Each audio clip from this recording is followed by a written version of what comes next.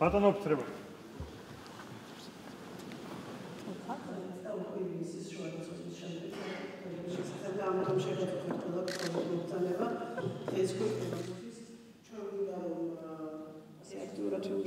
მაგრამ კიდევ ერთხელ მეორე კომუნიკაციაში უკვე ვარ და ვიქნები უფრო მეტად მონებდა ამ თვალსაზრისითაც მინდა ყველას გხმობთ რომ ამოვიდეთ ძალიან ბევრი სამუშაო გვაქვს ჩემი ერთადერთი ამოცანა ის არის როდესაც ამ სამინისტროს თქვი იცავდა ბოლო წლების განმავლობაში და წლების განმავლობაში მანამდე იუსტიციის მინისტრის მოადგილე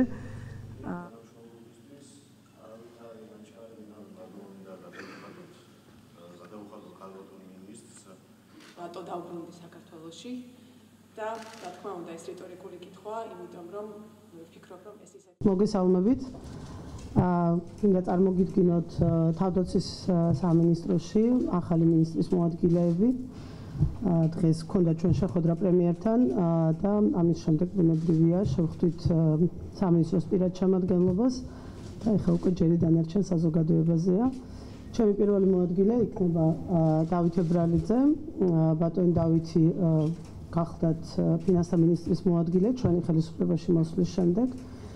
ამას გარდა მანამდე ის მრავალი წლის განმავლობაში იყო ენერგოომბუდსმენი და აქვს მრავალწლიანი გამოცდილება კონტროლის პალატაში მუშაობის.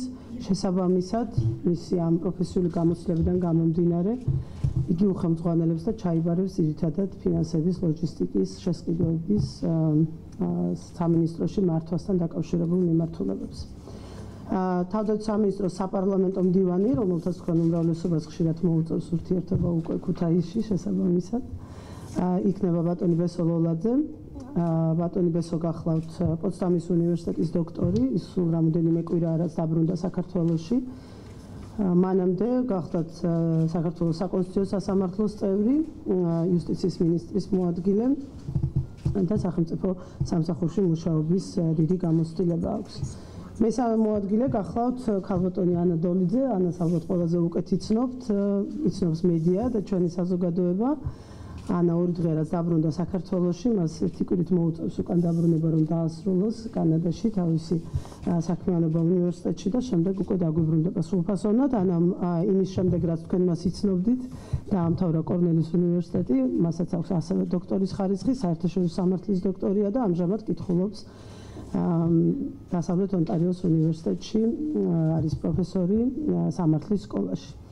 ანას ძირითადი მიმართულება არ გაგიკვირდებათ და იქნება უფლებები, იქნება ყველა ის თემა, რაც უკავშირდება ქართველ ჯარისკაცებს, უკავშირდება ჩვენს გმირებს, მათ ოჯახებს, დაჭრილ მეომრებს.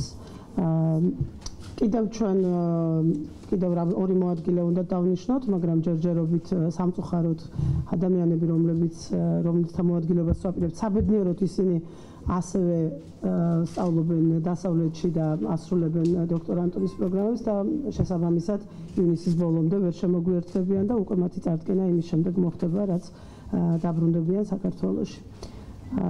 მედიასთან ურთიერთობებში ჩემი მრჩეველი გახლავთ იმედო დარსალია, რომელიც უარს ამბობს, რომ გამოჩნდეს კამერების წინ რატომღაც.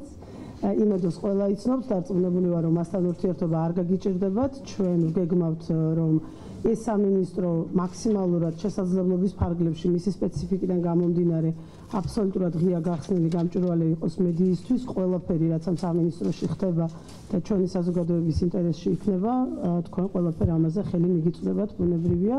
ჩვენ გვექნება რეგულარული შეხვედრები მედიასთან და ამას უკვე ამ თვლის ბოლოდან დავიწყებთ, როდესაც პირველ ასეთ დიდ შეხვედრას გავაკეთებთ. მათ შორის პირველი შეხვედრა იქნება ბუნებრივია გეგმებზე, იმ კონკრეტულ მიმართულებებზე, რეფორმებზე, რასაც დავგეგმავთ ამ ერთი კვირის განმავლობაში სამინისტროში, ამის შესახებ გესაუბრებით და უკვე შემდეგი შეხვედრები უფრო ანგარიშის რეჟიმში იქნება ბუნებრივია. ანას ერთადერთი და მთავარი დამსახურება არ არის ის, რომ ის ქალია, მთავარი და ყველაზე მნიშვნელოვანი დამსახურება არის ის, რომ ის არის ძალიან მაღალი კვალიფიკაციის იურისტი, ის არის ძალიან პრინციპული ადამიანი. მე ვფიქრობ, ასეთად დაამახსოვრა მთელ საქართველოს მან თავი ძალიან პატარამ, როდესაც ახალგაზრდა იურისტთა ასოციაციაში პირველად მოვიდა, იმ დღიდან მოყოლებული, შემდეგ როდესაც ორგანიზაციის ხელმძღვანელი იყო და მთელი ამ წლების განმავლობაში მთავარი მიზეზი შერჩევის კრიტერიუმი ჩემი მხრიდან ყველა ადამიანთან მიმართებაში, ვინც ამ სამინისტროში მოვიდა, დღეს როგორც ჩემი გუნდი, ეს არის მათი მაღალი პროფესიონალიზმი და უდიდესი პასუხისმგებლობის გრძნობა, რომელთაც ეს ადამიანები ხასიათებიან. ანა ამ თვალსაზრისით მე ეს რამოდენიმე კვირის წინას თქვი, როდესაც უზენაეს სასამართლოს თავმჯდომარის კანდიდატების შერჩევა იყო თავარი ციებ-ცხელება ქვეყანაში, რომ ყველას ძალიან დიდ პატივს სცემდა, ყველა ძალიან მაღალი პროფესიონალი მგონია თქო, ვინც იყო იურისტთა ასოციაციის თავმჯდომარე, მაგრამ ანა ჩემი აზრით ერთ-ერთი ყველაზე საუკეთესო იყო. მოადგილე დახმარებას არ გამიწევს, ბესოლოლაძე არის იმ რანგის კვალიფიკაციის მქონე იურისტი, რომელიც წაიყვანს ამ მიმართულებას და პირიქით მე როგორც მინისტრი მზად ვარ დავეხმარო მას ნებისმიერი გადაწყვეტილების მიღებაში, უკვე როდესაც პოლიტიკურად იქნება საკითხები ბოლომდე მისაყვანი და გადასაწყვეტი. დიახ, თავდაცვის კანონი არის ერთ-ერთი თემა, რომელიც იცით თქვენს და ამაში სიახლე არაფერი არ არის, იყო აქტუალური კარგი ხნის განმავლობაში და ამჟამად პარლამენტში არის ჯერ კიდევ, მაგრამ ეს არ არის ერთადერთი საკითხი. ჩვენი აქ მოსვლის პირველი დღიდან უამრავ სხვა თემას ხვდებით, რომელსაც უკვე სტრუქტურის გაცნობის პირობებში ან ვთქვათ იგივე კანონმდებლობის იმ აქტების, რომელიც თავად სამინისტროში არის გამოცემული, გაცნობის პირობებში ხვდებით, ძალიან ბევრი რამე სამართლებრივად დასალაგებელია. ასაწყობია საქართველოში როგორ ხდებოდა, ეს არ არის სპეციფიური მხოლოდ თავდაცვის სამინისტროსთვის.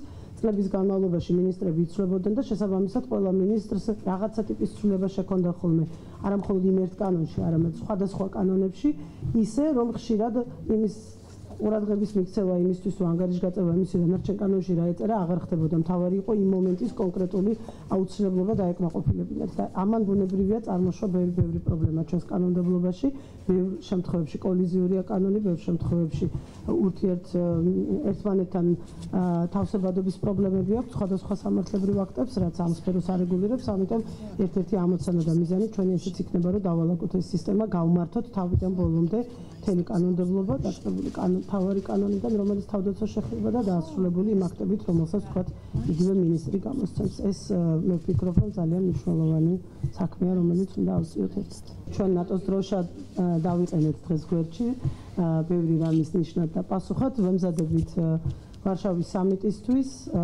მე თქვი და კიდევ ერთხელ გავიმეორებ, ჩემი ერთ-ერთი ყველაზე მთავარი ამოცანა, ჩემი მთავარი საქმე, როგორც მინისტრის იქნება სწორედ ვარშავის სამიტი. მე არ მინდა დღეს ვინმეს გაუჩნდეს არასწორი მოლოდინები, რომელი მიმართულებითაც გნებავთ, ამიტომ ძალიან მოზომილი ვიქნები ამ საუბარში, თუმცა მინდა დაგარწმუნოთ, რომ ეს მოზომილი საუბარი გამოწვეულია იმით, რომ მართოთ მოლოდინები, არ გამოვიწვიოთ კიდევ უფრო მეტად მწუხილი ან ფრუსტრაცია საზოგადოებაში, ამ პირიქით იმ ტიპის აღფრთოვანება, რომელმაც ასევე შეიძლება პრობლემების წინაშე დაგვაყენოს შემდეგ.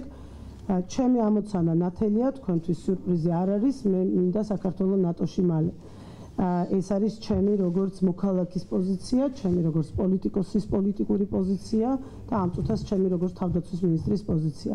მალე რას ნიშნავს კალენდრით, სამწუხაროდ ამ გადაწყვეტილებას საქართველოში ვერ ვიღებთ მარტო და დამოუკიდებლად. ჩვენი მთავარი ამოცანაა ყველაფერი გავაკეთოთ იმისთვის, რომ ჩვენთვის სათქმელი არაფერი იყოს, ჩვენი მიზეზით არაფერი შეყონდეს და შეჩერდეს ერთი და მეორე ჩვენი ამოცანა არის, რომ ჩვენს პარტნიორებთან ერთად, რომელიც მზად არიან დღესვე მზად იყვნენ გუშინ რამდენიმე წლის წინ ამ გზაზე ჩვენთან ერთად ევლოთ, ჩვენსავით ყოფილიყვნენ საქართველოს ლობისტები, საქართველოს ნატოში გაწევრიანების ამბიციის და პერსპექტივების, მათთან ერთად ხელახელ ჩაკიდებულებმა ვიაროთ იმისათვის, რომ სკეპტიკოსების სკეპტიციზმი გავაქარწყლოთ და რაც შეიძლება უფრო დავაახლოვოთ ეს პროცესი ჩვენი ქვეყნისთვის. გუშინდელი განცხადებები ანტალიაში უაღრესად მნიშვნელოვანი იყო. მე კიდევ ერთხელ მინდა ძალიან დიდი მადლობა უთხრა თურქეთის საგარეო საქმეთა მინისტრს, რომელიც ჩემი პირადი მეგობარია, ჩვენ რამოდენიმე წელი სტრასბურგში საპარლამენტო ასამბლეაში ერთად ვიყავით, ის დეპუტატი იყო მანამდე და დიდი მადლობა მინდა მას უთხრა ამ ოპტიმისტური განცხადებისთვის, მოწოდებისთვის, ნატოს წევრი სახელმწიფოებისთვის. ეს არის სწორედ რაც ჩვენ გვჭირდება, უფრო მეტი მეგობარი, რომელიც ასეთ მოწოდებას გააკეთებს და ამ გზაზე ჩვენთან ერთად ივლის და გარწმუნებთ, რომ შედეგიც რა თქმა უნდა გვექნება. კიდევ ერთხელ ვამბობ, არავითარი ილუზიები, ვიყოთ რეალისტები, მაგრამ ყველაფერი გავაკეთოთ იმისთვის, რომ ეს რეალიზმი მაქსიმალური ოპტიმიზმის საფუძველი გაგვხდეს. ერთი დიდი მხედართმთავრის გამონათქვამის ინტერპრეტაცია გავაკეთო. ომს იგებს სამი რამეო, მე ვიტყვი რესურსები. შესაბამისად, ჩემი ამოცანა სწორედ ის არის, რომ სწორად დაიგეგმოს, სწორად მოიძებნოს რესურსები და სწორად გადანაწილდეს მიზან მიმართვა. პირველ რიგში ქაბატონ მინისტრმა მოუხადო დიდი მადლობა, რახან მომცა საშუალება ამ ძალიან საპასუხისმგებლო თანამდებობაზე დაბრუნებისა საქართველოში. რაც შეეხება თქვენ კითხვას, მე ჩემი პროფესიით ვარ საერთაშორისო სამართლის სპეციალისტი. შესაბამისად, მაქვს ნამუშევარი სამეცნიერო თვალსაზრისით სოფლიო საერთაშორისო უსაფრთხოების თემებზე, მათ შორის საქართველოს უსაფრთხოებასთან დაკავშირებით არსებულ გამოწვევებზე. აქედან გამომდინარე გარკვეული შეხება, როგორც მეცნიერს ამ თემასთან მქონია საკმაოდ ღრმა. მანამდე ახალგაზრდა იურისტთა ასოციაციის ფარგლებში თქვენ შეიძლება არ გახსოვდეთ, მაგრამ ძალიან მჭიდრო მუშაობა და აქტიური მუშაობა გქონდა ამ სტრუქტურასთან, განსაკუთრებით იმ სფეროებთან დაკავშირებით, რომელიც ეხებოდა ჯარისკაცის უფლებების დარღვევებს. რაც შეეხება სხვა თემატურ საკითხებს, ჩვენ ძალიან ბევრი საშუალება გვექნება, რომ ვისაუბროთ და გავაგრძელოთ დიალოგი იმ თემებზე, რომელიც თქვენ გაინტერესებთ.